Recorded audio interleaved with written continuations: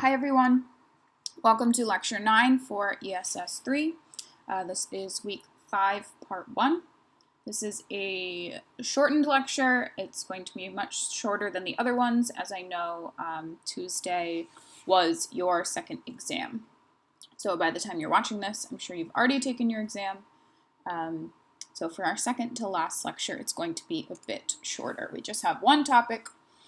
And what we're going to go over today is different types of pollution, the main types of pollution, how that affects life in the ocean, along with habitat destruction, how humans are contributing to habitat destruction.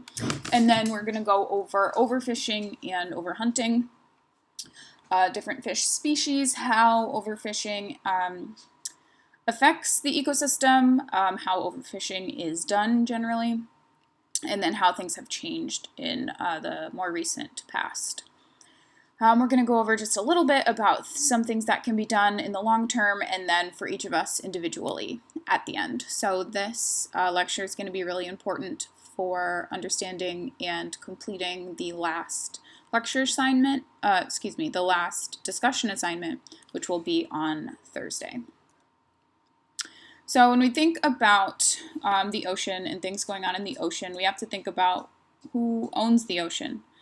A country's territory technically extends 12 miles out off of the coastline. So 12 miles off the coastline, that's technically still that country.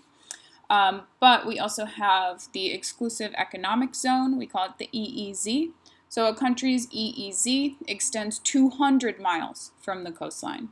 So in that EEZ, within 200 miles of the coastline, the country has control over all of the resources of that part of the ocean. So mineral resources and fishing, and the countries are able to set pollution regulations just within their own EEZ. So this map here shows all that is outlined in pink is United States EEZ.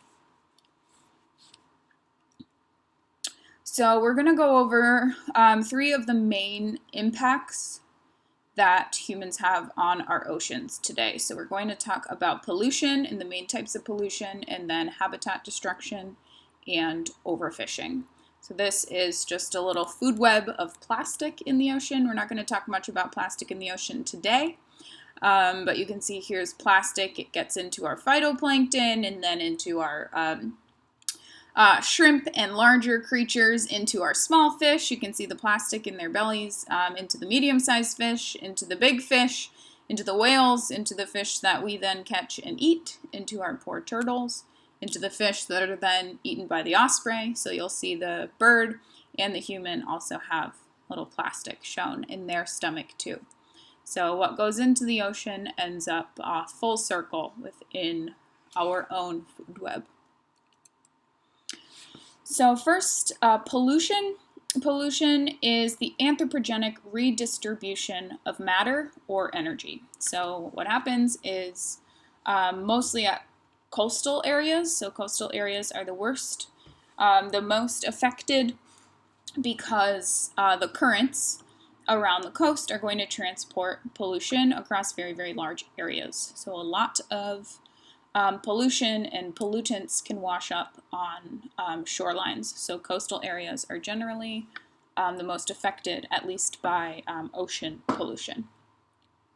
So the main types of pollution, we have noise, plastic and trash, oil, sewage, heavy metals, pesticides, and fertilizers. So these are the most common. We're going to go over the 4 that are in bold today. So noise, oil, heavy metals, and pesticides, the main pesticide being DDT.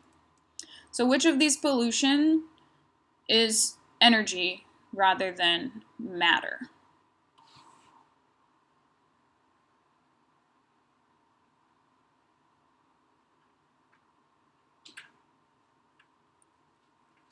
So if we're thinking about energy versus matter, you will notice that fertilizers, oil, and plastic are all matter. That's something you could pick up.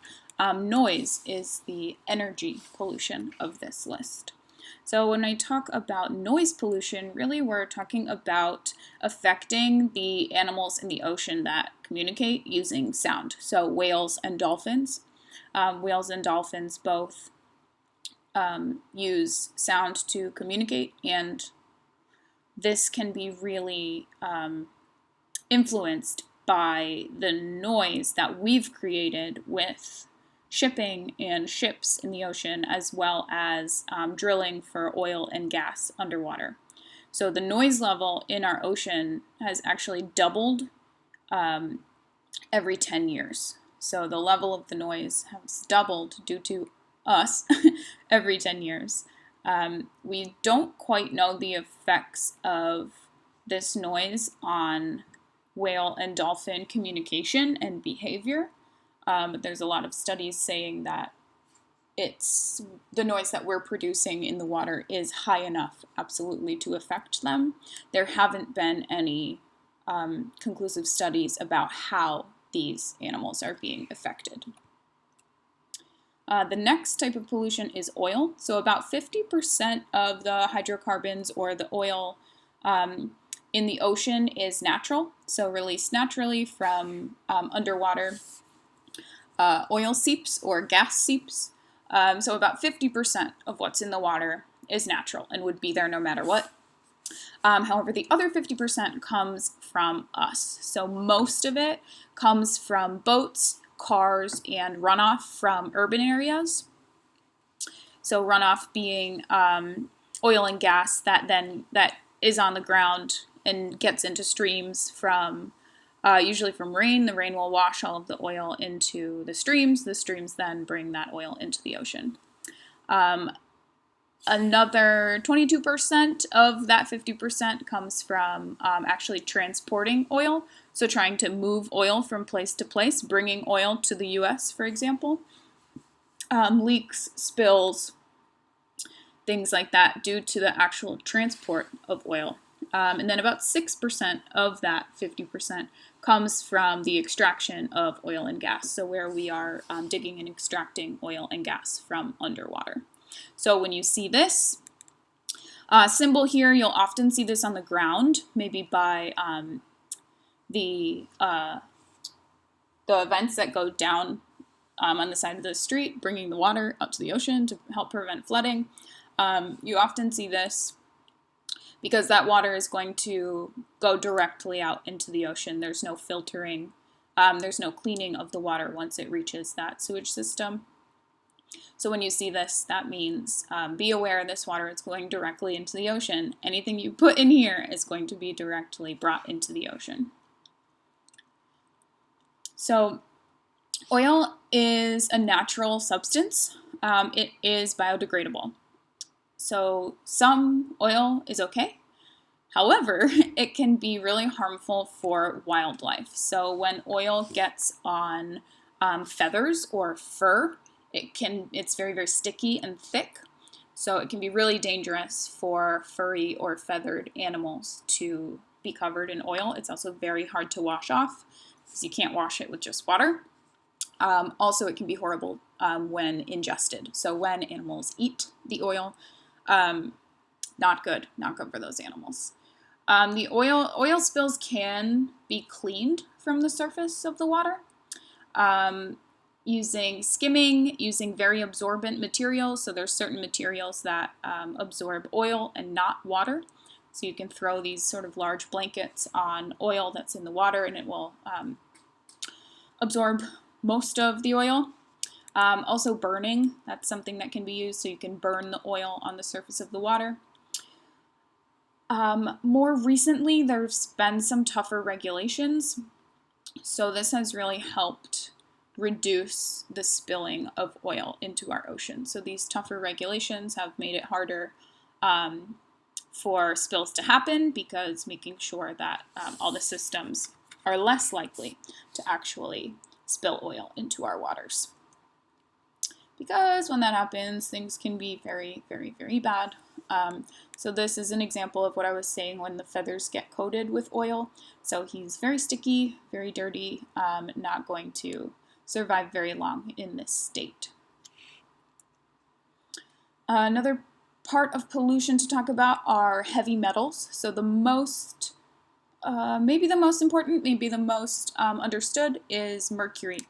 So bioaccumulation is what happens when your intake is more than your loss.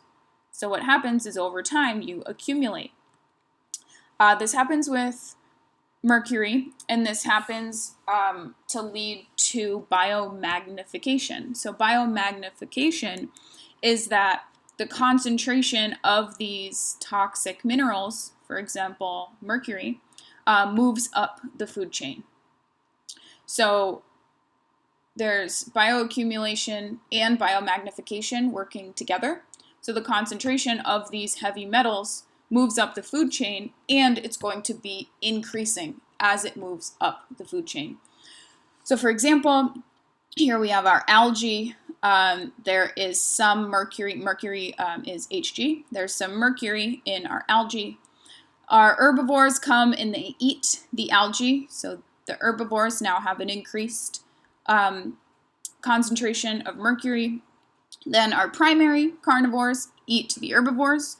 These carnivores now have a further increased concentration of mercury. Secondary carnivores are going to come in, eat our primary carnivores. The mercury in our secondary carnivores is again even more increased. So as you move up the food chain, the concentration of these harmful, toxic, heavy metals is going to be increased. So this was shown with mercury in the 1950s. So it was seen first in animals and then in people. In Japan, suddenly people started getting very, very, very sick.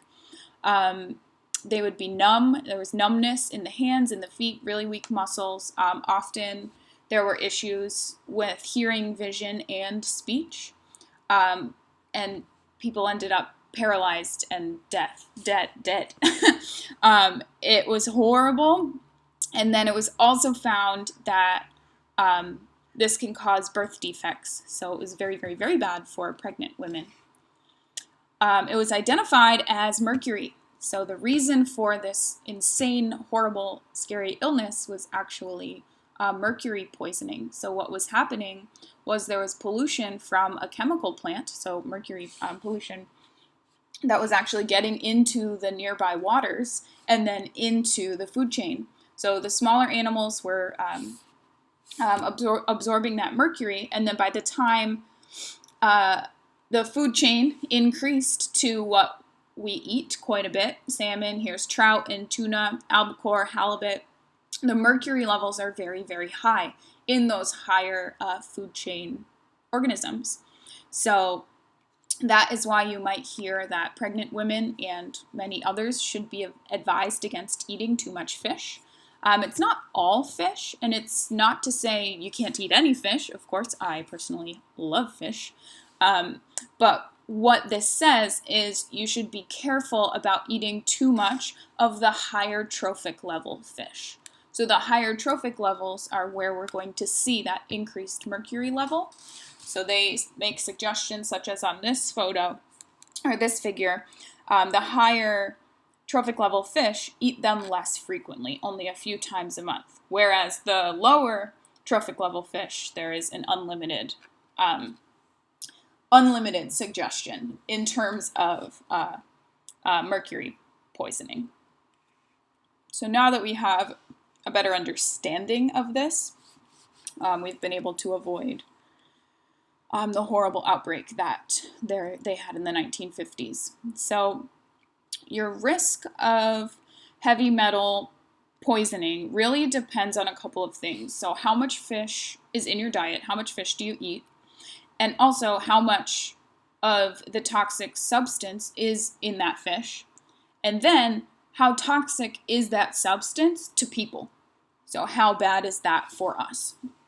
So here is a chart that shows fish consumption rate on the bottom with in grams per day with the concentration of mercury. And then the colors along this chart show what is a safe level, what is a not so safe level, and what is a very dangerous level. So for example, if you eat a very little amount of higher mercury concentration fish, you're still going to be okay. If you eat a lot of low concentration mercury fish, you're going to be okay. But if you eat a lot of very, very high mercury concentration, that's not so good. So take a look at this graph and try and figure out, would it be safe to eat 75 grams of fish per day if that fish contained 10 ppm of mercury, methyl mercury specifically? So use the chart to try and figure out, would this be safe?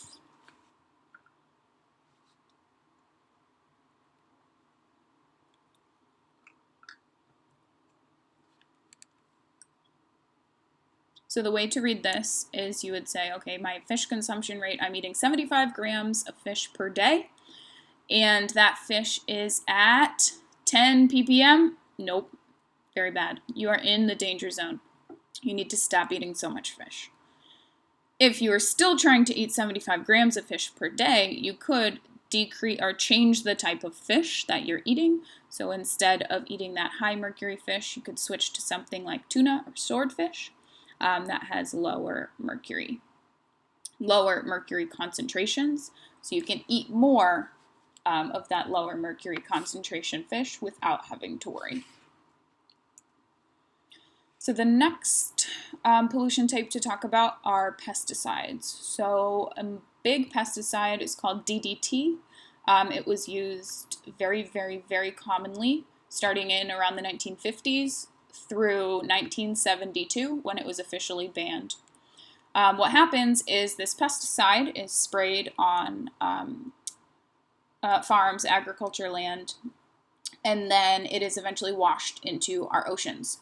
So the DDT is then in the water that is used to irrigate the farms. That water eventually washes off into the streams and the creeks that then lead to the ocean.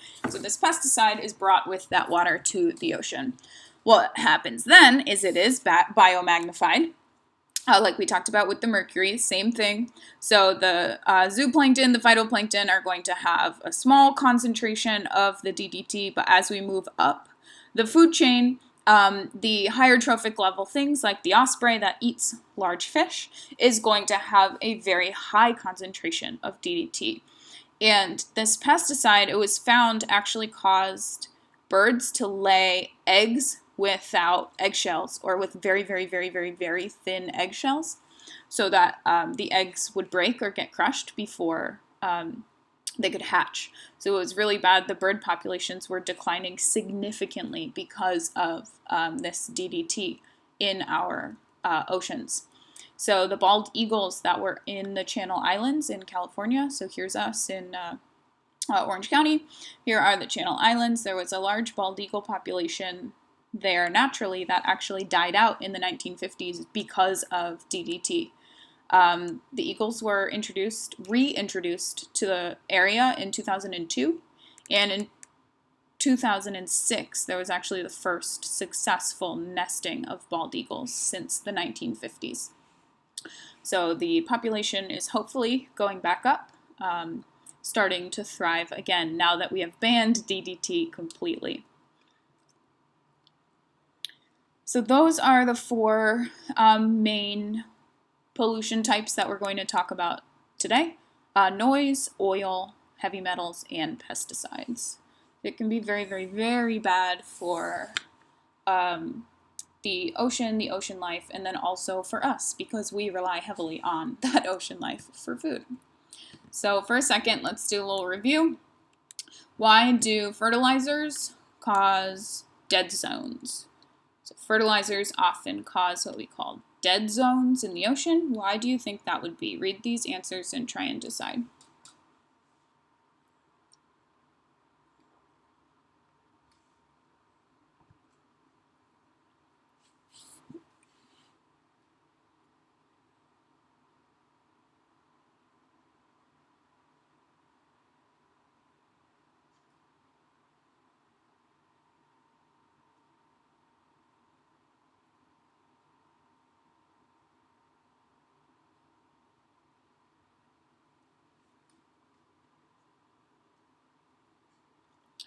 Okay, fertilizers. Why do fertilizers cause dead zones?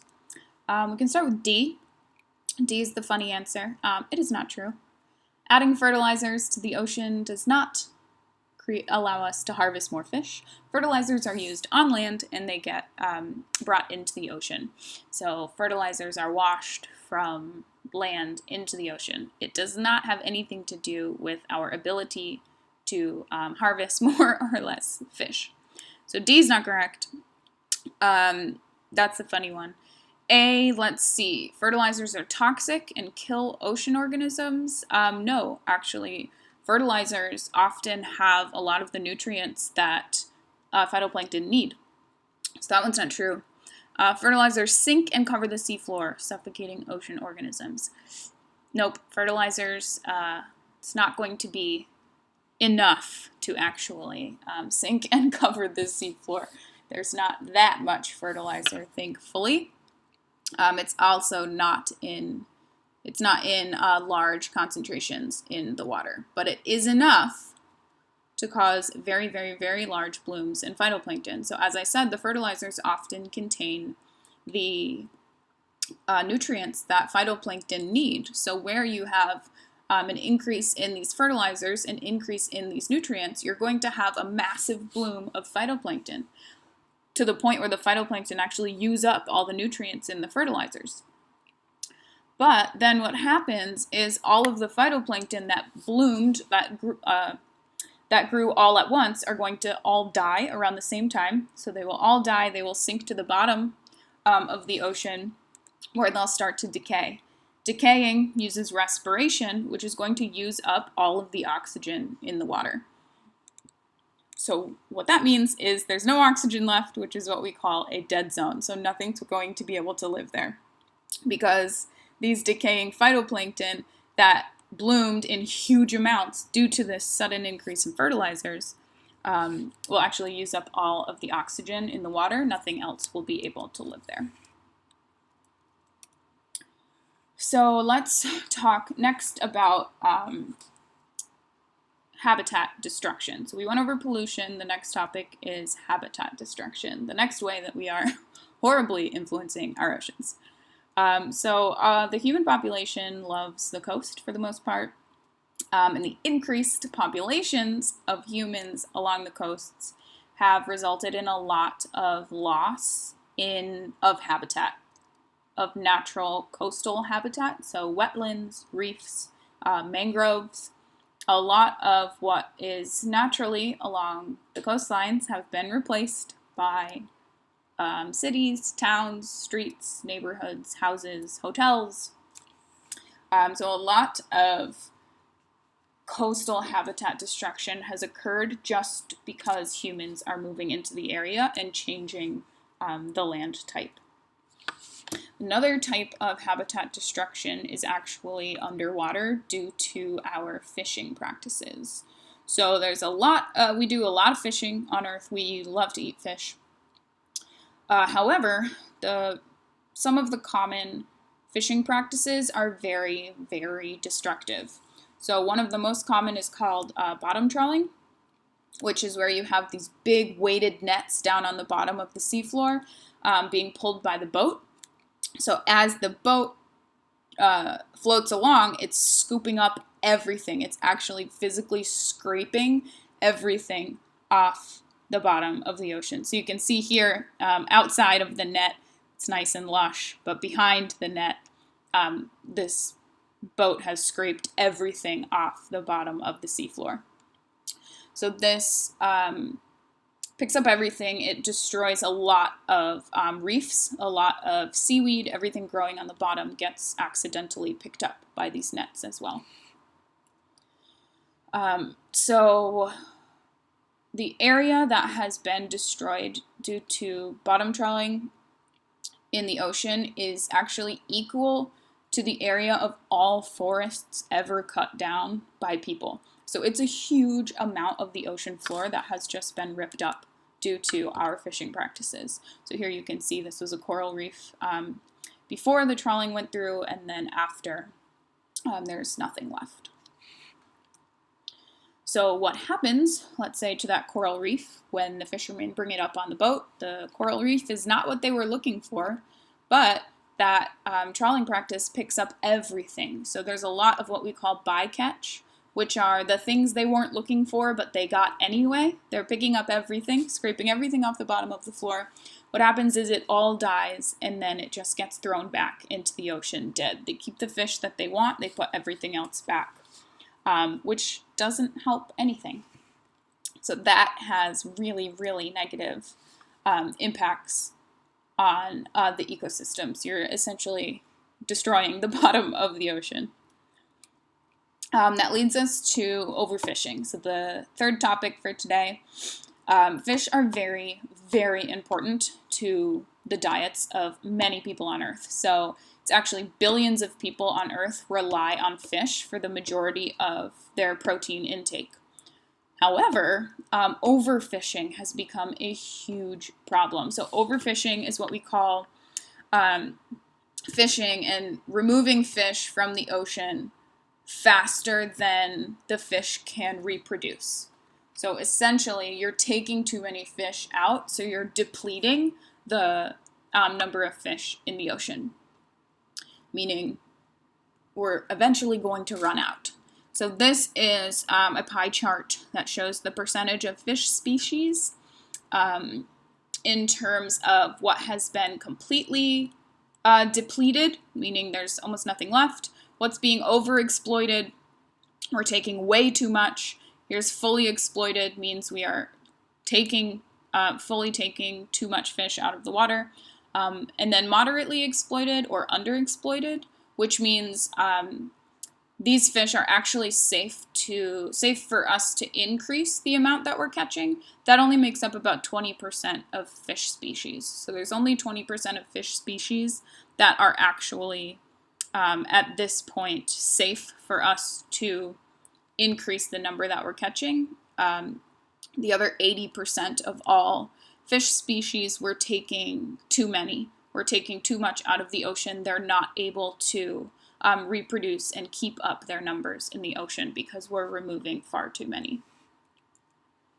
What does overfishing mean for the ecosystem? So oftentimes we end up removing an entire species. So if you remove an entire species from the ecosystem, we don't really know what the consequences are going to be on the food web. So either on the consequences on the predator of that species that has been removed, who no longer has food, or also the prey. The prey might become overpopulated. The prey might find that they have a new predator. So removing a species out of your food web can have really messy, unexpected, and confusing consequences. It's almost impossible to predict. Also, you're going to have a reduction in the size of mature fish. So if you're removing fish too frequently, the fish are never really going to get large enough or as large as they used to. So you end up catching smaller and smaller fish over time. With that, we think about what we call shifting baselines. So this is when humans generally compare current conditions to the way it was when we were children. So current conditions to our childhood. That's usually our comparison. What is our norm? We compare to the norm that we remember when we were kids. However, we often, as people, don't think about the norm of when our parents were kids or the norm of when our grandparents were kids. So what happens is this shifting of baseline. So it's shifting the idea of normal as time goes on, forgetting that there was an old normal before what we had. So for example, today there are about 300,000 green turtles in our oceans. But if we think back 500 years, which is a long time, there were about 91 million green turtles in our ocean. But anyone alive today doesn't have this baseline in their head because no one is 500 years old. So what happens is, here is a picture of the biggest catch of the day. This was a day in 2007. This is the biggest catch of the day. So if we compare the biggest catch of this day in 2007 to 30 years before, we see that there was a huge change in the average size of fish. So the fish from the 1980s to 2007 got a lot smaller. So you can see there's been a really significant difference. So say from these guys fishing here to when their kids are maybe fishing the next generation. There's a huge difference. However, if you then think about 20, 30 years before this, you'll see another photo where actually here is the largest fish caught in 1958. They are so much larger than what was caught in 2007. So the baselines will shift. So here we have this used to be the normal back in 1958. However, for these guys, this might have been the normal. So when we are thinking of 2007, we might compare to when these fishermen started fishing. When they started out, they were catching fish this large, but they don't often, humans naturally don't think about even before that. So we have this shifting of baselines, shifting the idea of normal as things change over time. So over time, we can see the size of mature fish have gotten a lot smaller because we aren't giving them enough time to reproduce, repopulate, and live in the ocean. So overfishing, how much is left? So are there plenty of fish in the sea? Not quite. So here we have 1900, a graph of biomass of fish. So it's not all fish, but it's the most popular for food consumption. So here was a graph in 1900. If you see an updated graph in 2000, we have very, very little fish left in terms of biomass. So you can see we're definitely overusing the fish in our oceans. So a lot of overfishing is done by poor management of fisheries. So collapse of fisheries really means that a lot of times it's going to cost a lot more to run your fishing vessels because they aren't able to catch as much, or they're not catching fish that are as big, so the fishing vessels aren't making as much money. What ends up happening is often the government has to make up for what is lost. Also, managing fisheries is very difficult, so you have to determine the populations of fish that you have. You also have to look at fishing practices, analyze the different ways that different people are fishing, and then create areas that have really strict catch limits. So you have to set these catch limits based on the data and the science, but also enforce that. So enforcing that you can only catch a certain amount of fish in a certain area in a certain season. This is incredibly difficult because fisheries are in the ocean, which span waters of many, many, many different countries, and also into waters that are not owned by any country. So it really requires international cooperation, which is often very much lacking. So managing these fisheries, making sure that we decrease how much overfishing we're doing has not been super successful because it is a very, very, very difficult thing to do. So as an example, I have international politics and cooperation game. So we're thinking about how different countries interact.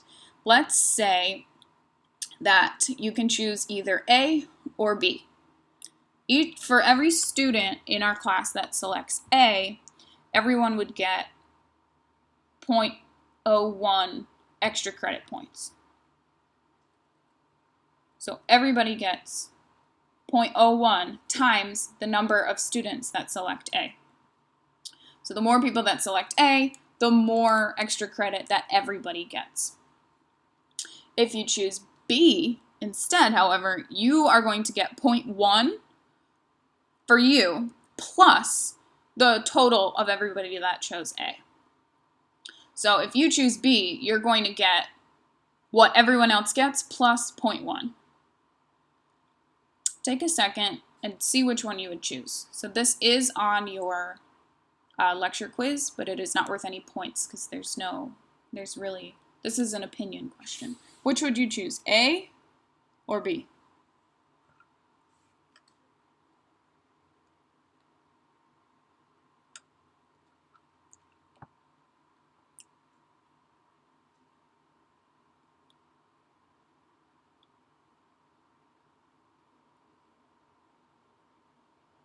So maybe you know right away, maybe you're trying to do some quick math, try and figure out how many points you would actually get. The best outcome would be if everyone chose A, but it's very difficult to get cooperation. Those that chose A are contributing to the communal good, so everybody in the class is going to benefit from what you're doing. But the people that chose B are choosing not to help with the class solution because it's not necessarily in their best interest. So, for example, they're letting other countries cut back on fishing so that the fishing populations can recover while you keep on fishing as normal. So for those that chose B, you're saying, okay, yes, let's cut back on fishing. All of our countries should cut back on fishing. We need to let our fish populations recover. Those that chose B are saying, yeah, you guys go on and do that. That sounds great. I would love the fishing populations to recover, but I'm going to keep on fishing myself so I have the same profit, the same fish. This doesn't work. So if everybody chose B, you're not doing anything at all. So when individual interests are opposed to the collective interests of the group, we call that tragedy of the commons. So just a little example to show how difficult it can be to create international policies on fishing. So here we have different countries' management of fisheries. So rated sort of from red, which is bad management or no management, to green, which is where there's really good management of the fisheries along our coastlines. So for the most part, the U.S. is kind of in the middle. It's in the orange. You can see there's a lot of red coastlines and not very much green. So we collectively on Earth do not do a good job managing our fisheries. So what can we do? What can we do to prevent disastrous change, as I have here? What can we do to prevent loss of all of our fish? The oceans are in a really, really bad environmental crisis, but often we think out of sight, out of mind. You don't see it every day, you don't deal with it every day, so you don't have to think about it. We're actually using about 150% of Earth's renewable resources, which is not renewable. We are using far too many. There's a lot of solutions, but they're not easy and they're not cheap. But the more we continue with things as usual, the harder it's going to be to implement these solutions.